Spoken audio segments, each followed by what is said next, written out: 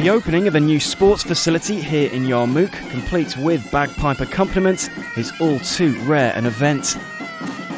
A Palestinian community within the borders of Syria, it's home to more than 100,000 people, but this all-weather pitch will be one of a kind.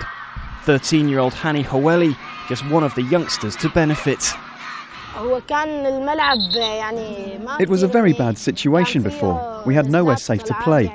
Now we have facilities. It's pushing us all to be better players. Hani's family are among more than 400,000 Palestinian refugees now living in Syria, part of an exodus that began during the 1948 Arab-Israeli War.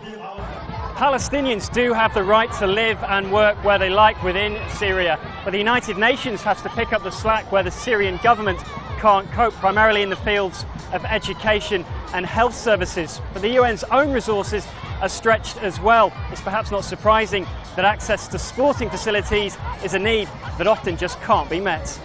We would never dream of providing a sports facility as part of our regular budget. We could never do it. We are constantly faced with choices about whether we can afford to pay for someone's intensive care stay in a hospital. We are faced with decisions about whether we can provide basic textbooks for students. But those providing the football expertise here believe sport is a worthwhile investment.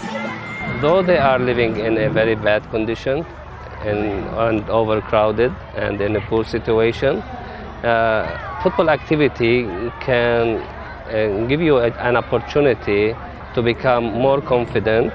They will have commitment to their community.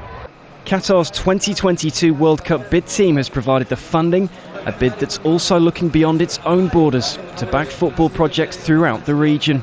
Football has allowed them to realize that they're not alone in the world. They're going through significant difficulties. It is a very difficult and trying moment in their lives, but they're not alone, and there are people outside who do care about them. In December, FIFA will decide if the Middle East is to provide the location and the soundtrack for that World Cup. Richardson, Al Jazeera, Yarmouk, Syria.